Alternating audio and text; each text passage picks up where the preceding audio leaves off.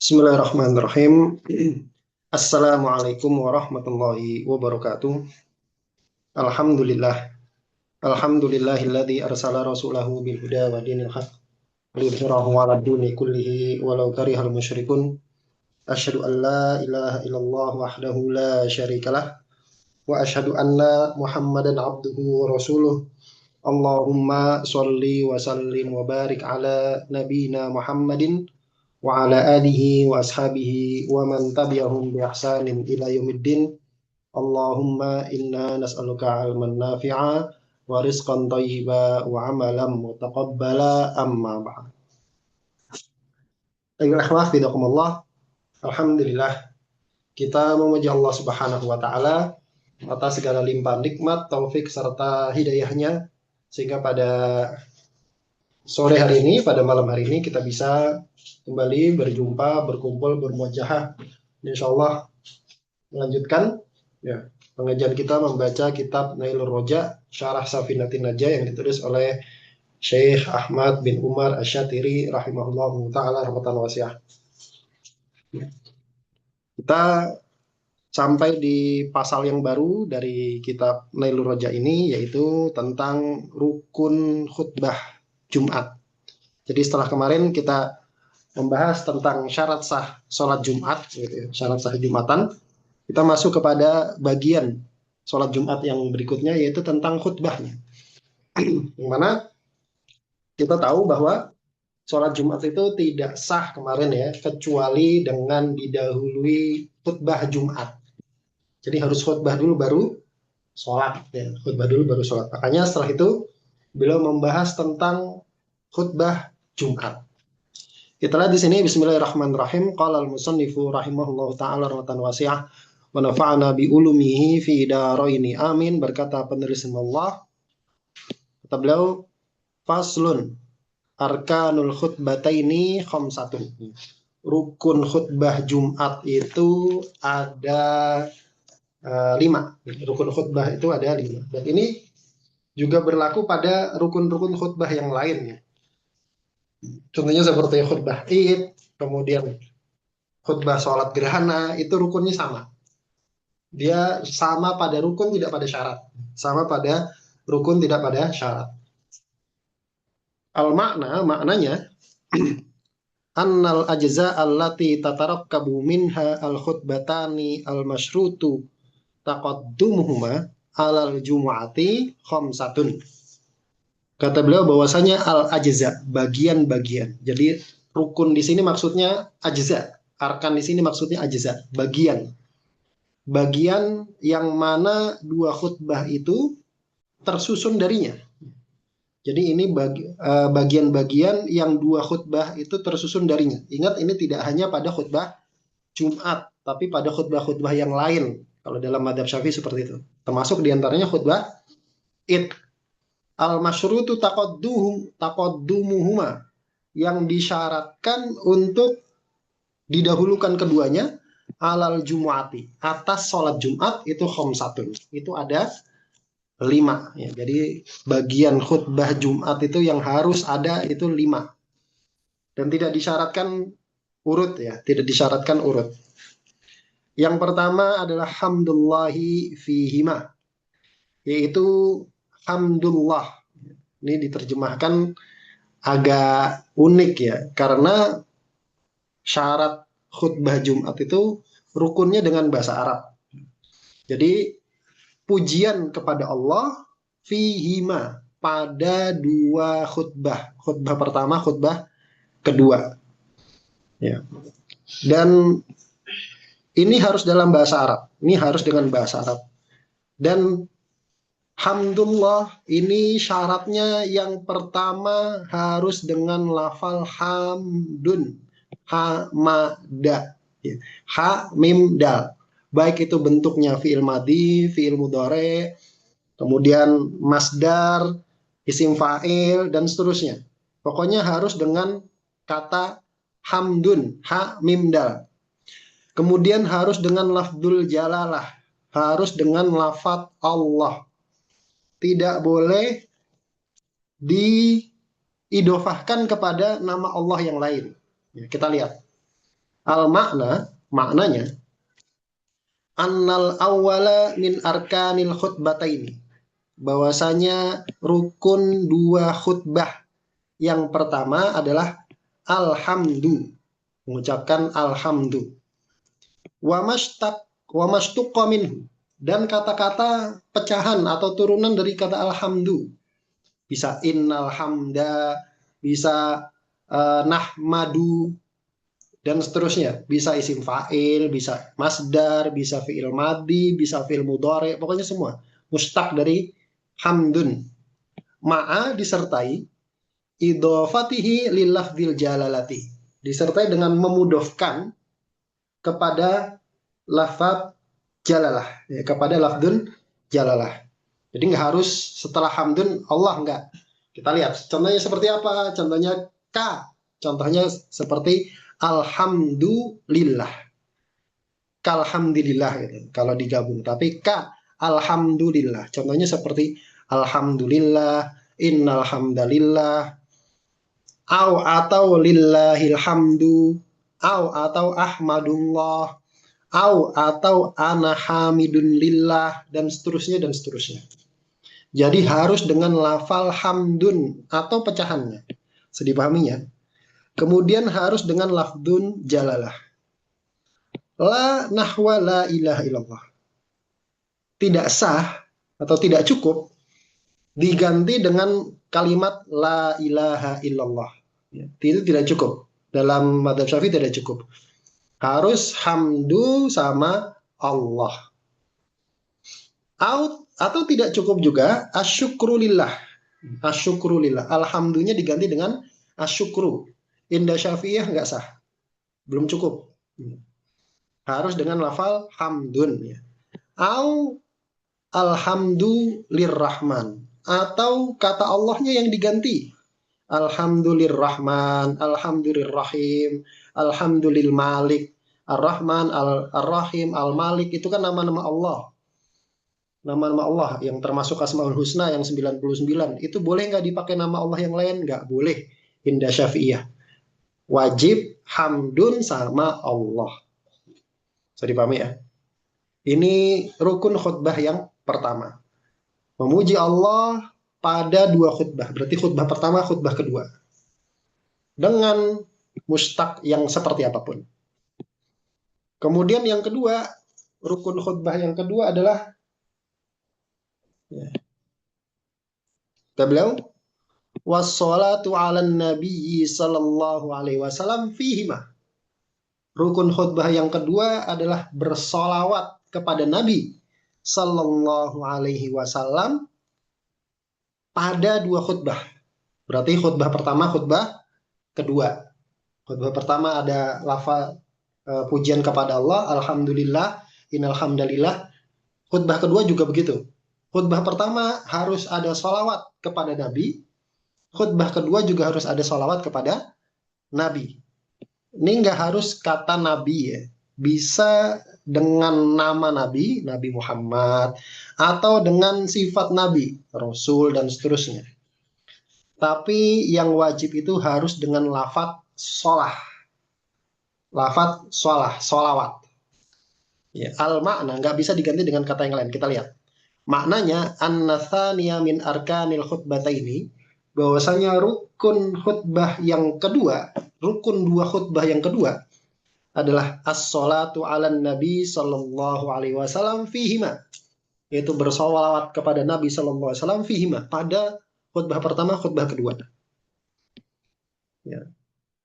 Khutbah pertama dan khutbah kedua. Contohnya Allahumma sholli, ya Allah berikanlah solawat. Allahumma sholli ini pakai fi'il amr, Allahumma sholli, atau sallallahu, semoga Allah memberikan solawat, atau usolli, kami bersolawat, atau nusolli, aku bersolawat. Kalau usolli aku bersolawat, nusolli kami bersolawat.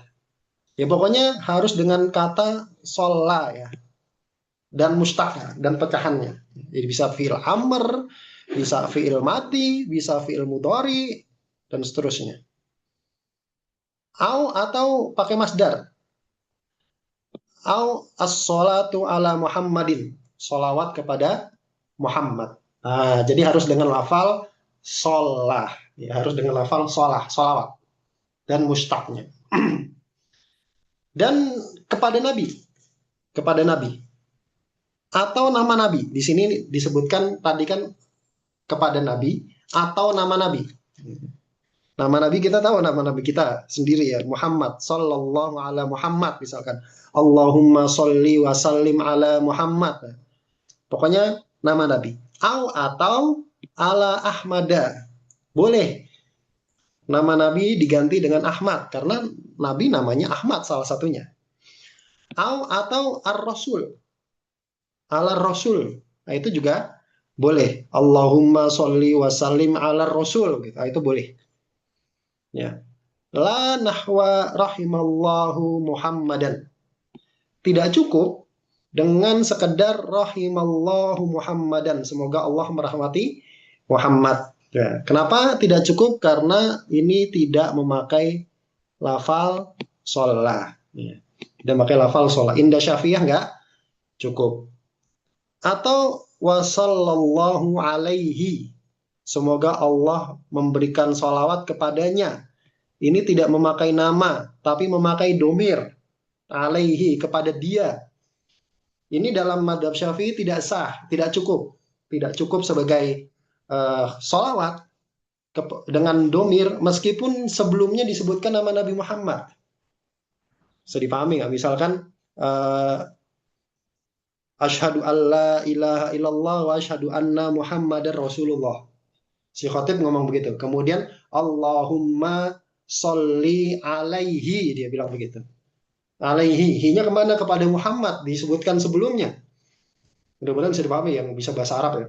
Allahumma sholli alaihi atau sallallahu alaihi. Hi-nya kembali kepada siapa? Kepada Muhammad. Indah Syafi'iyah tidak cukup.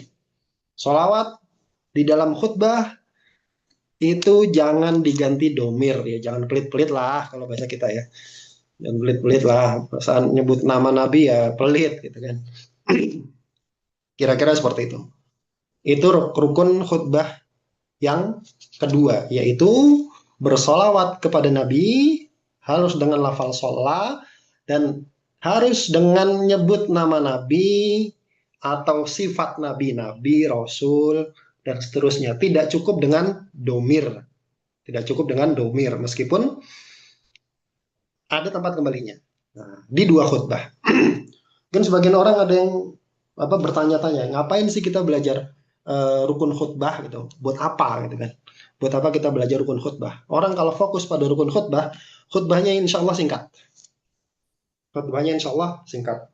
Saya sering membuktikan ya. Khutbah itu dengan fokus pada rukun khutbah, itu khutbahnya singkat. Khutbahnya singkat. Kadang cuma 10 menit gitu, khutbah. Itu sudah 2 khutbah ya. Itu sudah 2 khutbah. Itu bisa 10 menit. Tapi kalau enggak, kadang jadi kajian. Di masjid-masjid di daerah Jabotabek begitu ya. Itu khutbah Jumat jadi kajian. Ya, saya sering itu mendapati khotibnya panjang. Ya meskipun ya kadang ngomongnya nggak ngalor ngidul, tapi akhirnya jadi panjang. Kesian yang yang lagi istirahat kantor, lagi istirahat sholat gitu ya, lagi istirahat kerja, kasian deh. Selesai jam 12:30 misalkan, atau 12:30 lebih, khutbahnya 20 menit ya. Ngapain khutbah 20 menit ya?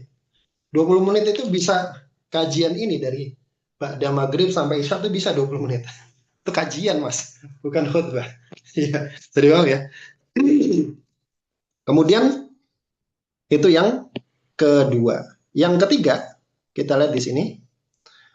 Wal wasiyatu bittaqwa fihim. Rukun khutbah yang ketiga adalah wasiat takwa. Wasiat takwa fihima. Di khutbah pertama dan di khutbah kedua. Wasiat untuk bertakwa. Ittaqillah. Ya ayyuhalladzina amanu taqullah gitu.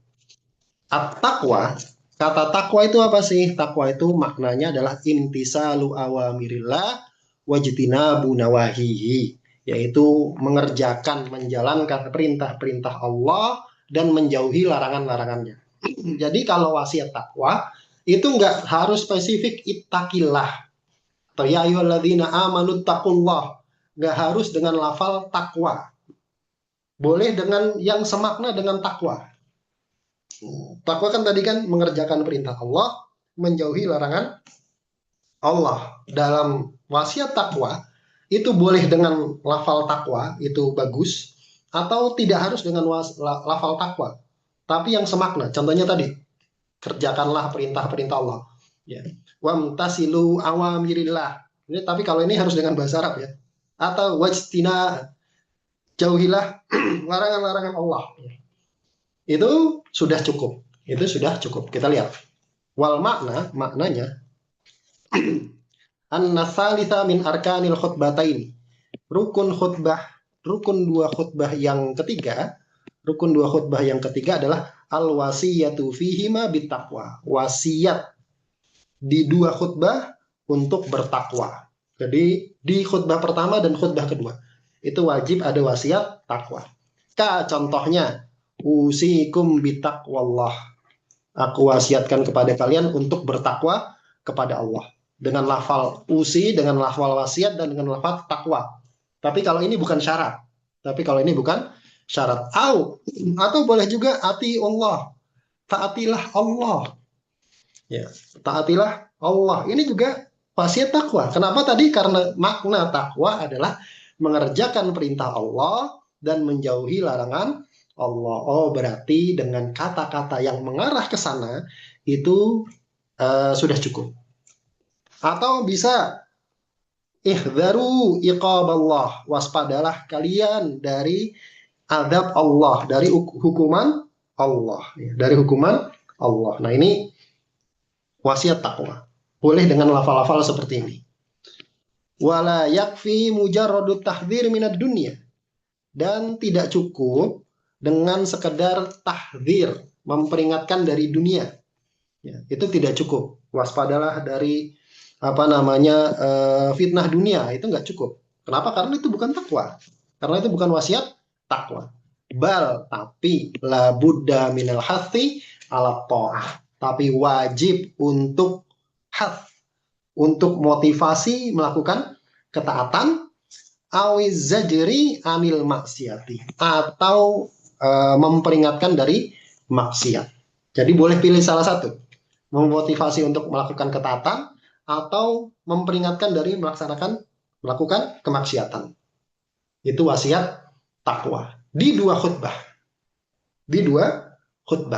Nah, itu rukun yang ketiga. Nah, ini kemudian kita masuk ke rukun yang keempat yang menurut saya ini sebagai wasilah begitu ya, sebagai perantara yang membuat khutbah Jumat itu harusnya bisa singkat kalau orang itu fokus pada rukun. Apa rukun yang keempat? Rukun yang keempat adalah wa qiraatu ayatin minal Qur'ani fi ihdahuma, yaitu membaca satu ayat dari Al-Qur'an pada salah satu dari dua khutbah. Boleh khutbah pertama, boleh khutbah kedua. Ya, boleh khutbah pertama, boleh khutbah kedua. Yang afdol di khutbah pertama. Cukup di khutbah pertama. Di khutbah pertama nggak dibaca, di khutbah kedua dibaca, sudah cukup. Sudah cukup. Makanya kalau seperti ini insya Allah khutbahnya singkat. Karena terkadang, ini menurut saya pribadi ya, karena terkadang sebagian orang karena saking tidak mau mengkhususkan doa kepada kaum muslimin di khutbah kedua, karena kan ada yang kadang-kadang dikatakan, oh jangan, nggak usah, jangan mengkhususkan doa di khutbah kedua gitu kan. Di khutbah kedua itu boleh kita untuk melaksanakan wasiat takwa. Ya memang boleh, kan sudah dikerjakan wasiat takwa, kemudian membaca ayat, dan sudah dikerjakan gitu ya. Cuma kan jamaahnya kan nggak ngerti kalau itu ada wasiat takwa, ada baca ayat kan gitu kan. Karena itu dilakukan dengan bahasa Arab. Akhirnya di khutbah kedua lanjut nasihat gitu kan. Ya meskipun itu tidak terlarang gitu ya. Cuma akhirnya gara-gara itu khutbahnya jadi tambah panjang. Sedih paham ya, khutbahnya jadi panjang sekali. Saya itu kalau apa namanya ikut sholat Jumat di daerah Jabotabek ya, di Bekasi, di Jakarta, itu khutbahnya panjang sekali gitu ya. Khutbahnya panjang sekali, bisa 20 menitan atau kadang 30 menitan. Mau tak kode gimana gitu. Karena makmum boleh ya, jamaah boleh ya berbicara kepada khatib ya. Kemudian kita lihat ya. Jadi rukun khutbah yang keempat adalah membaca satu ayat dari Al-Quran di salah satu khutbah. Maknanya an-rabi'a min arkanil khutbataini, rukun khutbah yang keempat adalah qira'atu ayatin kamilatin mufhimatin minal qur'ani fi ihdahuma, yaitu membaca satu ayat secara sempurna. Satu ayat sempurna. Berarti dalam apa namanya, dalam ibarahnya penulis, kalau membaca nggak satu ayat sempurna nggak cukup. Kan ayat utang itu kan panjang sekali ya, satu muka kalau di mushaf Utsmani. Itu kan satu muka. Itu dibaca separohnya. Kalau menurut ibarat ini nggak cukup. Menurut ibarat ini nggak cukup. Jadi harus dibaca sempurna dan syaratnya mufhimah. Bisa dipahami. Bisa dipahami itu maksudnya gimana? Maksudnya jangan membaca ayat kaf, ha, ya, ain, sod gitu kan. Itu kan satu ayat. Surat Maryam ya kan, kaf, ha, ya, ain, sod. Tapi kan nggak bisa dipahami. Tapi kan nggak bisa dipahami. Nah, itu nggak cukup. Maksudnya begitu. Mufhimah itu dibaca ayat yang orang itu kalau normal ya bisa paham gitu ya. Ya kul a'udzu birabbil falaq. Nah, itu sudah cukup tuh. Baca begitu. Minal Quran, dari Al-Quran, fi ihdahuma, pada salah satu dari dua khutbah. Ai maksudnya wa qablahuma au ba'dahuma au bainahuma. Maksudnya sebelum keduanya atau setelah keduanya atau di antara keduanya. Sebelum keduanya tuh maksudnya sebelum memulai baca innal hamdalillah, kemudian apa namanya, sebelum wasiat takwa, sebelum salawat kepada Nabi, itu boleh. Jadi langsung ujuk-ujuk ketika naik mimbar, ittaqullah gitu, boleh. Sedih banget ya. Karena urutan ini, bagian-bagian ini itu nggak harus urut. Karena tartib antar rukun itu bukan syarat. Ya, karena tartib antar rukun itu bukan syarat. Bisa dipahami nggak? Tartib antar rukun bukan syarat. Misalkan di tengah-tengah, begitu naik mimbar, dia langsung kasih wasiat takwa. Baru setelah itu, innal hamdalillah. Boleh? Boleh. Maksud waqoblahuma, yaitu sebelum innal hamdalillah dan seterusnya. Boleh. Wa ba'dahuma, atau setelahnya. Setelah selesai rukun khutbah, kemudian baru baca ayat. Boleh. Wa bainahuma, atau di antara rukun-rukun khutbah yang lain kemudian baca ayat, boleh juga. Wal afdolu, tapi yang afdol antakuna fi akhiril ula. Yang afdol adalah baca ayatnya di akhir khutbah pertama. Maksudnya rukun terakhir yang dibaca itu ayat. Jadi urutannya tadi ya.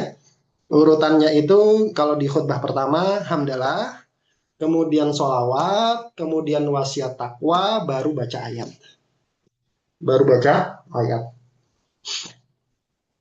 Makanya kadang-kadang kalau ini jadi apa namanya, jadi perdebatan gitu. Apakah khutbah Jumat itu harus dengan khutbah hajat gitu? Innal hamdalillah nahmaduhu wa nasta'inuhu wa nastaghfiruh dan seterusnya.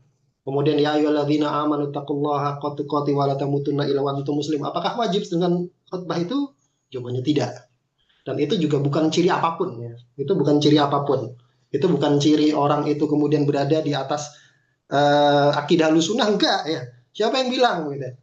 Kenapa? Karena khutbah hajah itu di kitab-kitab hadis itu diriwayatkan di kitab nikah, di bab nikah. Jadi khutbah hajah yang innal hamdalillah nahmadu wa nasta'inuhu itu dibawakan oleh para ulama ahli hadis itu ketika menjelaskan Rasulullah ketika khutbah nikah. Ketika khutbah nikah. Jadi itu bukan apa namanya kewajiban ya. Anda bisa cari lah. Bukhari aja itu membuka kitab sohihnya itu nggak dengan itu ya. Imam Bukhari ya. Imam Bukhari itu membuka kitab sohihnya dengan nggak dengan itu. Antum baca kitab-kitabnya Muhammad bin Abdul Wahab cuma Bismillahirrahmanirrahim doang. Nggak ada Innalhamdulillah, nggak ada. Jadi itu bukan syarat ya. Jadi yang rukun ya ini, gitu. Yang rukun ya ini. Indah Syafi'iyah. Indah Syafi'iyah. Jadi bisa dipahami ya. Biar apa? Biar kita itu ketika apa antum nanti jadi khotib itu tahu mana bagian-bagian yang harusnya itu dibaca, diamalkan ketika antum jadi khotib. Maka ketika baca ayat, kemudian tinggal ditranslate.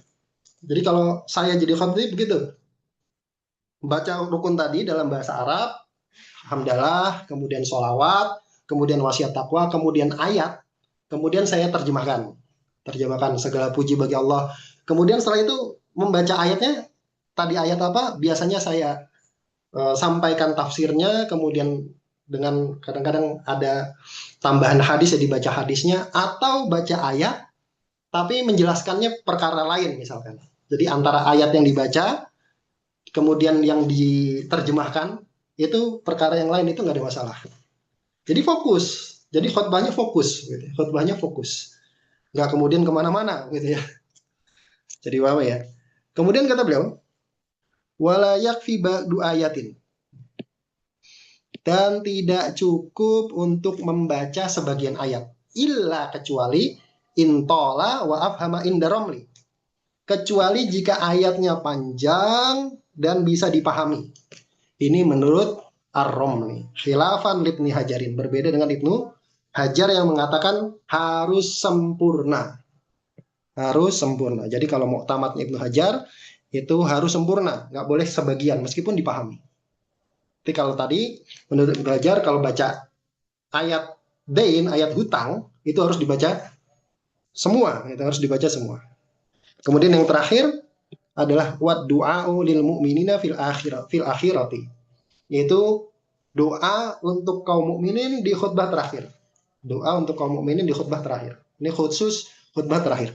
Maknanya annal khamisa min arkanil khutbataini, rukun khutbah yang kelima adalah ad-du'a'u fil khutbati tsaniyati, yaitu berdoa di khutbah kedua bi ukhrawiyyin lil mu'minin. Doanya untuk urusan akhirat dan kepada kaum mukminin. Kepada kaum mukminin. Khususan baik doanya itu dikhususkan untuk yang hadir, contohnya kal hadirin, Allahumma gfir lil hadirin misalkan gitu. Ya Allah, ampunilah orang-orang yang hadir. Nah, itu boleh dikhususkan untuk yang hadir. Au umuman, atau secara umum. Allahumma gfir lil mu'minina wal mu'minat, itu secara umum. Itu juga boleh. Tapi harus dengan doa akhirat ya. Doa akhirat. Jangan doa dunia, ya jangan doa dunia. Kalau doa dunia nggak cukup. Walau li jami'il mu'minin, meskipun untuk ketika dia mengkhususkan niatnya untuk seluruh kaum mukminin. Qala fi busyral kalim. Ini dikatakan di busyral karim. Malam yarid jami'a dunubihim fayahrum. Selama tidak yurid ya, bukan yarid ya. Selama tidak meniatkan jami'a dunubihim, seluruh dosa kaum mukminin secara umum, maka kalau niatnya seperti itu jadi haram. Maksudnya gimana? Maksudnya jika khotib berdoa misalkan Allahumma gfir lil mu'minin, kemudian niatnya adalah seluruh kaum mukminin semua dosanya diampuni oleh Allah, maka haram. Paham nggak? Ada khotib berdoa Allahumma gfir lil mu'minin. Ketika khotib baca begitu, niatnya semua orang Islam itu semua dosanya diampuni oleh Allah. Doa seperti ini kalau niatnya seperti ini haram. Kenapa? Kenapa bisa haram? Karena Allah telah menetapkan bahwa ada kaum mukminin yang akan diadab. Karena Allah telah menetapkan bahwasanya ada kaum mukminin yang diadab. Kalau kita berdoa seperti itu, maka seolah-olah kita berdoa supaya ini bertentangan dengan takdir Allah gitu ya, bertentangan dengan ketetapan Allah, maka jadi haram. Kalau tidak meniatkan seperti itu, maka tidak haram. Kemudian kata beliau, wala yakfi tahsisuhu bil ghaibina wa in kathura. Dan nggak cukup untuk mengkhususkan doa kepada yang nggak hadir Jumatan di situ meskipun banyak. Meskipun jumlahnya banyak. Misal, khotib berdoa, ya Allah, ampunilah dosa Pak Fulan, Pak Fulan, Pak Fulan ini dalam bahasa Arab ya. Allahumma gfir, Allahumma gfir, li Fulan, li Fulan, li Fulan. Fulan, Fulan, Fulan nggak ada, nggak hadir Jumatan. Nggak hadir Jumatan di situ. Maka nggak boleh, nggak sah. Sedih banget ya. Nggak boleh mengkhususkan doa ketika khutbah untuk orang yang tidak hadir di situ. Meskipun orangnya banyak. Allahumma gfir lil fulan, Allahumma gfir lil fulan, Allahumma gfir lil fulan. Dikhususkan satu persatu. Tapi yang hadir nggak didoain, maka nggak sah. Maka nggak sah. Yang sah dalam doa khutbah secara umum. Allahumma gfir lil muslimina wal muslimat. Atau secara khusus. Allahumma gfir lil hadirin. Nah itu boleh. Yang nggak sah untuk khusus bagi orang yang tidak hadir di situ. Nah, itu tidak sah. Kemudian wa yusannu, dan disunnahkan zikrul mukminat, untuk juga menyebutkan kaum mukminat. Meskipun secara bahasa mukminin itu juga masuk mukminat. Kemudian disunahkan juga wa du'a uli ulatil muslimin, mendoakan walil amr kaum muslimin, wajuyu syihim, dan mendoakan tentara atau mujahidin kaum muslimin. Begitu. Wallahu ta'ala alam bisawab. Insyaallah kita cukupkan sampai di sini tentang rukun khutbah. Kita nanti insyaallah masuk kepada syarat sah khutbah. Akan kita bahas di pertemuan berikutnya. Mudah-mudahan yang sedikit manfaatnya, yang benar datangnya dari Allah Subhanahu wa taala dan Rasulnya, dan yang salah dari saya pribadi dan dari syaitan. Dan saya mohon ampun atasnya. Kita tutup dengan membaca doa kafaratul majelis. Bismillahirrahmanirrahim. Subhanakallahumma bihamdika asyhadu an la ilaha illa anta astaghfiruka wa atubu ilaik. Assalamualaikum warahmatullahi wabarakatuh. Wa jazakumullahu khairan, barakallahu fikum.